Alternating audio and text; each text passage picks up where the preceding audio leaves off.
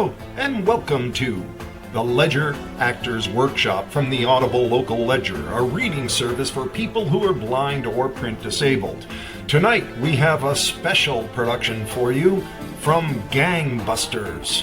Gangbusters is an American dramatic radio program heralded as the only national program that brings you authentic police case histories. It premiered on January 15, 1936, and was broadcast for more than 21 years through November 27th of 1957. Magazines of the true crime variety were highly popular in the 1930s, and the film G-Men, starring James Cagney, "Oh, you dirty rat, you killed my mother," released in the spring of 1935, found a large audience. Producer-director Phillips H. Lord believed there was a place on radio for a show of the same type. To emphasize the authenticity of the dramatizations, Lord produced the initial radio show, G-Men, in close association with FBI Director J. Edgar Hoover, who wasn't favorable to the idea of such a program. But U.S. Attorney General Homer Still Cummings contributed his full support. G-Men dramatized FBI cases, but Hoover insisted that only closed cases would be used. Hoover also demanded that he or a top-level aide review and approve every script. Hoover preferred that scripts downplay gunfights and car chases and spend more time on systematic investigation and legwork, with agents depicted as intelligent, hardworking, and essentially faceless cogs in his technically savvy crime-fighting organization. Those restrictions hampered Lord, who saw his creation as a public service, but one that had to entertain as well as inform. The first program dramatized the story of the notorious gangster John Dillinger, who was pursued and killed by FBI agents in 1934.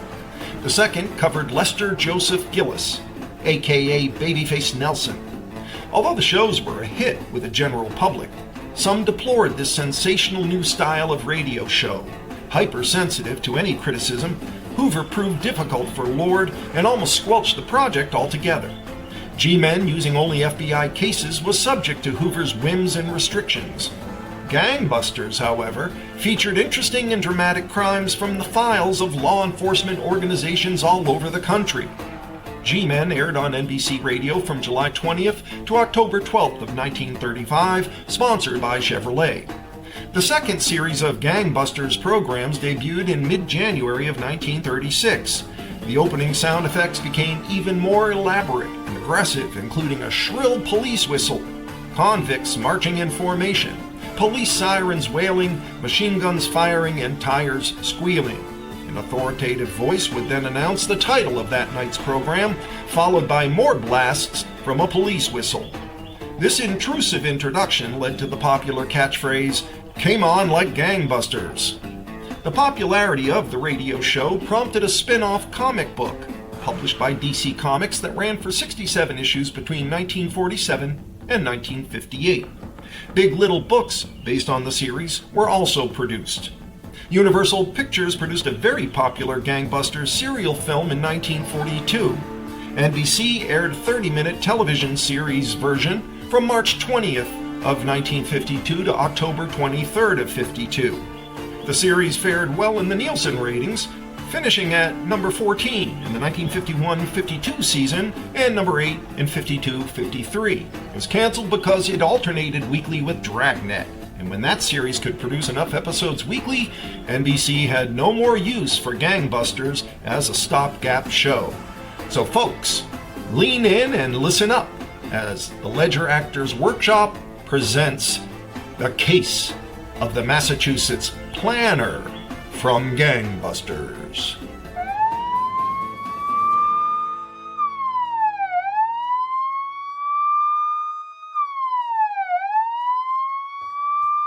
Good evening, Gangbusters listeners. One of the most daring criminals in Massachusetts history is a man named Theodore Green, a well-educated, soft-spoken, short-tempered thief in his late 30s, a native of Boston. Green has always had a very practical goal in life. Money. Money's everything. Man's best friend, you might say. Trouble was, when I was a kid, I didn't have enough of it. But I took care of that. He certainly did. Theodore Green went after money methodically in the most logical places. Banks. Small suburban banks.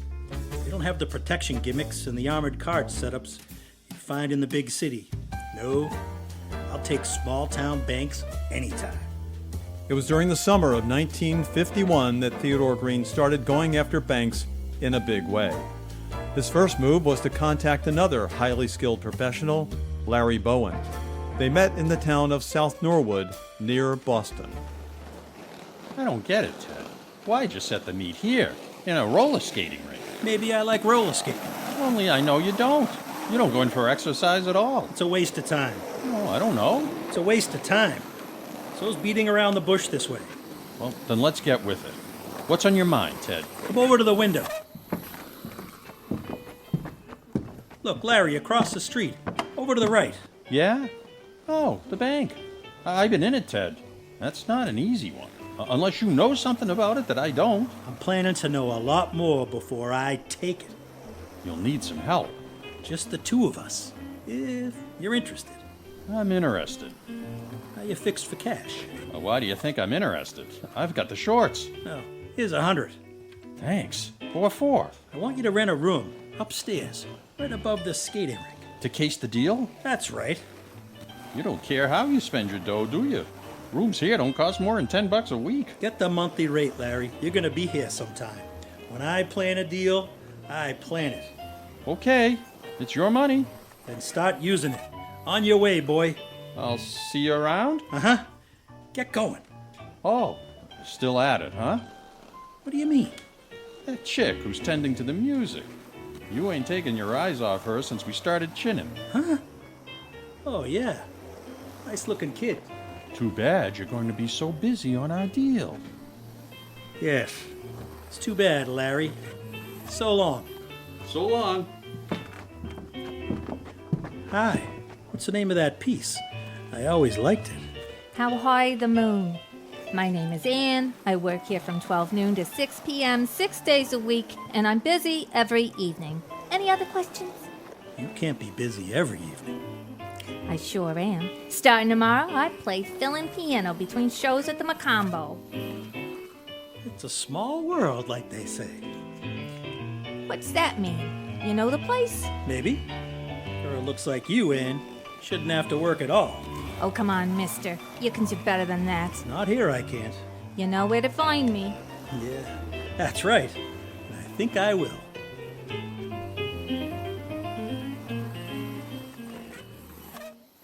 Meantime, Ted Green's sharp-eyed partner, Larry Bowen, moved into a room above the skating rink, Gangbusters listeners. Its one window became an observation post which he manned from early morning to late afternoon, day in and day out. Within a short time, he thought himself completely familiar with the traffic pattern in and out of the South Norwood Bank and was spoiling for action. Hello, Larry. Hiya, Ted. About time. How we doing? I got the picture. Got it cold. Thursday's the big day. That's when they get in the money from the main office in Boston. You know, for the Friday payrolls. What time Thursday? Between 2:10 and 2:40. I got it all marked down on this pad, see? Good work, Larry. Well, what about you? How you doing with the inside stuff? I've been making some progress. Some? It's been 3 weeks, Ted. I'm in no hurry. I am, Buster. I don't get much charge cooped up here over the roller skating rink. It's better than being cooped up in a cell, Larry. That's just where you'll end up if we move before we're ready. What's so tricky about this setup? You blueprinted the inside of the bank a week ago. The way I see it, we walk in there next Thursday, snatch the money, and we're out of there. There's more to a bank heist than snatching the loot. Yeah? Yes, getting away with it. That's what I've been concentrating on the past week. I must have cruised every street within 5 miles of the bank. What? I figured we'd lamb out along Elwood Avenue, cut into South Ditmas, and take it from there. South Ditmas turns into a dead end. Exactly 1.1 miles from here. Yeah? Yes, Larry. Better leave the brain work to me on this deal. But speed it up, huh? This sitting around is for the birds. You think I'm enjoying myself? Look, maybe we ought to call it quits right now. Nah, take it easy, Ted. I didn't mean anything. Honest. All right, Larry. Just watch it. Perhaps it was true, Gangbusters listeners, that Theodore Green wasn't enjoying himself while working out the details of robbing the South Norwood Bank. but it hadn't seemed that way for the past 2 weeks to the fill-in piano player at the Macombo Club. Hiya, Ann. How's it going tonight? Better, now that you're here. That's my girl. Am I? Don't worry about Gladys, honey. She's an old friend. She's just for laughs. Like a clown. Yeah, well, the clown's on her way onto the floor now. Get set to laugh. Honey, all I'm gonna do is dance with her a few times. Till you're through. Believe me. I shouldn't. See you after the show. Per usual? Per usual. Yes, bank robber Theodore Green played just as hard as he worked, and he applied the same basic principle to the pursuit of pleasure as to the pursuit of cash. Never let your left hand know what your right hand's doing. The left hand in this case was the star of the Macombo show, Gladys. Gosh, Ted, you certainly know how to dance. Thanks. Let's see how you stand it, Gladys. Doing 3 shows a night and slugging it out with me on the floor in between. Oh, go on, Ted. I know it's a line, but I love it. Don't be so sure it's a line. You've never met anybody like me before, have you? Is that what I said last week? That's what you said. One of these days, I might prove it to you. When? Oh, I don't know. Next Thursday, maybe. Let's give the dancing a rest, huh? If you want to. Well, my table's over that way, Ted. Well, what's going to happen on Thursday? What? You said that maybe you were going to prove something to me on Thursday. Come on, Ted, you can tell me. Can I? You'll never have to worry, Ted, as long as you play it straight with me.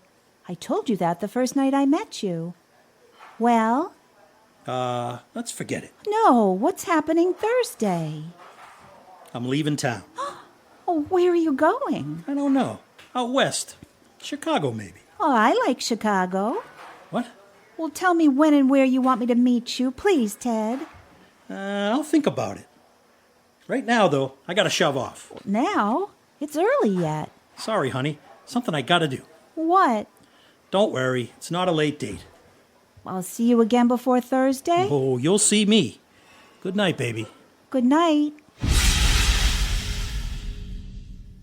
Theodore Green lied as glibly to his girlfriends as to his business associates, Gangbusters listeners. But Green had no thought of trouble on that score as he continued his careful preparations for the robbery. Finally, on Thursday, September 13th, he decided he was ready.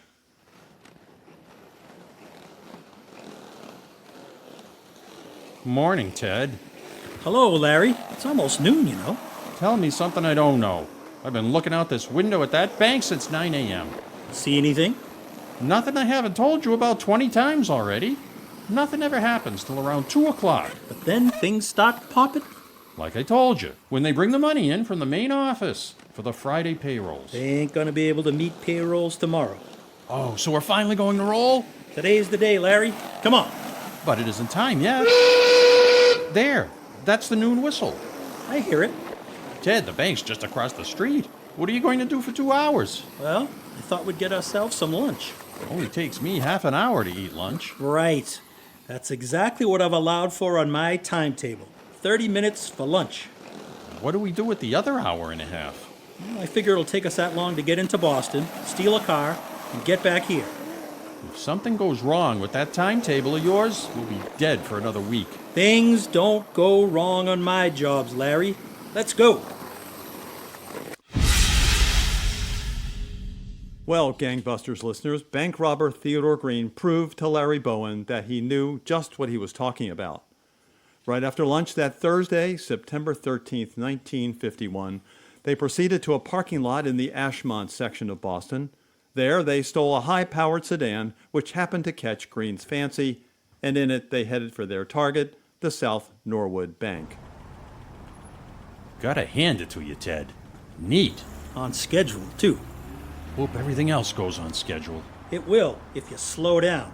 You want to get to the bank about 2:20, don't you? We won't if you get us picked up for speeding. Cut it down to 40, Larry. You can make it easily at that speed. Yeah? All right, if you say so. Hey, you remember to bring those woolen hoods? Yes, and the paper bags for the money. This isn't my first stunt, Larry. When I make a plan, I make sure of everything. At precisely 2:18 that afternoon, Larry parked the big sedan on a side street just around the corner from the South Norwood Bank. The two men got out of the car, walked casually around the corner into the bank. As they stepped inside, they slipped knitted hoods over their faces and drew their guns. Okay, Larry, go. You know what to do. Right. All right, everybody, up against the wall over there, on the double. We're not fooling. Against that wall, I said. Get going. Hey, mister. Yes, what do you want? Where's the payroll sack? No, I'm not getting mixed up in this. After him. He's locking himself in. The payrolls must be in there. Won't be for long. Oh, he's locked it all right. So what? It's only glass. Use your gun butt. I've got everyone covered. Right. Ah! What happened? Damn near cut my hand off, blast it. We'll take care of that later. Get in there. Find the money. I'll keep them covered out here. Sure. All right, mister. Where is it? Where's that payroll dough? They didn't deliver it yet. Yeah? It's in here somewhere. It's got to be. Hand out that money. Soon as I find it. Mister, you gonna tell me where that dough is, or do I have to use this thing? I can't tell you. It's not here. Oh, never mind. I see it now. Ugh, Get that money out to me. just a minute. Okay, coming right at you. Not so Put fast. it in the bags. Not so fast. I only got 2 hands. And one more than I have now. Stop worrying about that hand. It's only a scratch. There's some scratch. That all the dough? All I found. Let's go before I bleed to death. Okay. Get out here. You, get back. That's right. Back against the wall. Stand there like that and you won't get hurt. I'm set. Come on. Okay, right behind you. Amy! Step on the alarm! Step on it!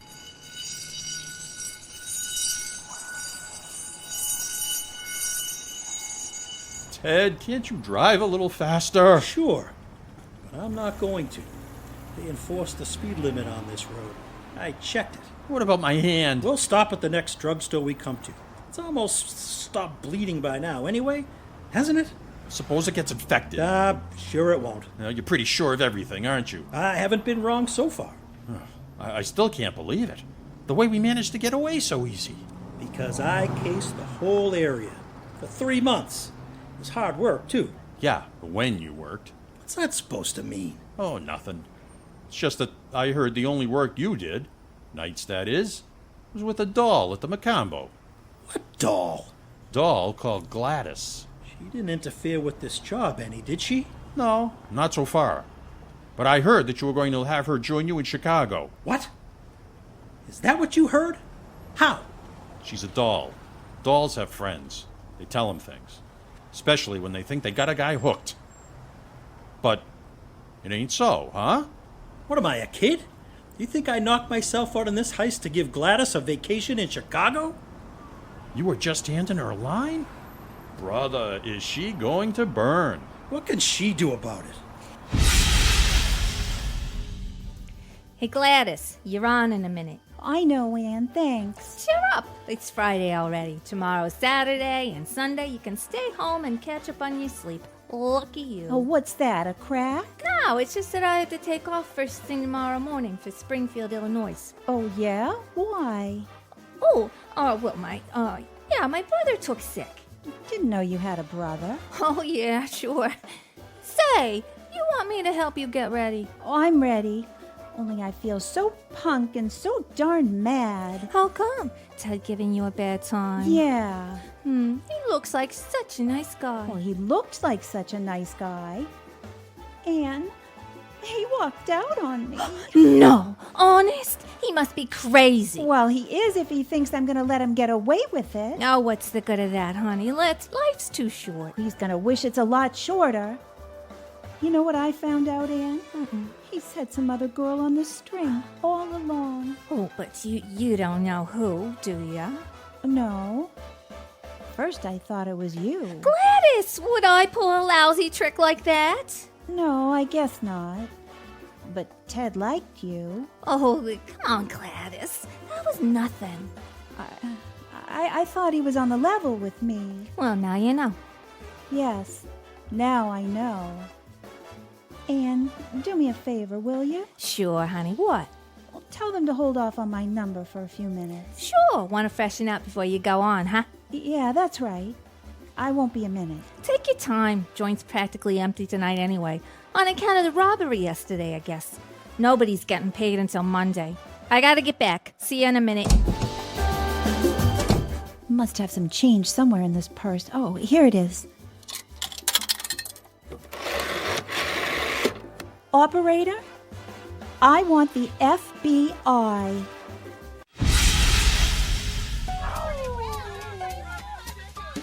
Say, Ted, this is all right. You like Chicago, huh? You like this fancy hotel suite, radio and all. I like what's in Chicago. So do I. You lay off, sweetie pie. You hear me? Don't worry, Ted. My heart is with you. Listens fine to me, baby. Keep it that way. Just you and me. No Gladys? Gladys? Who's that? Say, Ted, you want to know something? You're one smart cookie, and just as lucky as you're smart. What? Lucky? We're here in Chicago now, living like this because I planned it. Every step of the way. Luck is for suckers. To succeed in this life, you gotta have a plan, and you have to follow it. And when you do, nothing goes wrong? Never, Larry. It never goes wrong. Never is a very large word. Gangbusters listeners, perhaps bank robber Theodore Green meant to say, as the Admiral in Pinafore did, hardly ever. Because Green's perfect plan had one little flaw. That must be the bellboy. Get it, somebody. Let him wait. He took his time, didn't he? I know, but I want some more ice. I'll answer the door. Inside, Mr. Green. Up with the hands. Hey, what is this? Who are you fellows? FBI, don't try anything. Bowen, that goes for you too. Look, we're not healed. We'll make sure of that if you don't mind. I'll search you both. All right, come along. But you can't just take him away like that. Oh, yes, we can. Kill that radio. This party's over. That's right. For now. For about 25 years. We got you cold on that Norwood job, Green. That doesn't mean I'll be behind the walls for 25 years. We'll see about that. We certainly will. And so, Gangbusters listeners, the FBI arrested bank robber Theodore Green. He and his associate, Larry Bowen, were tried, found guilty, and sentenced to long terms in prison. But from the minute he was arrested, Theodore Green began developing new plans to escape. Oddly enough, he met with a startling measure of success for a time.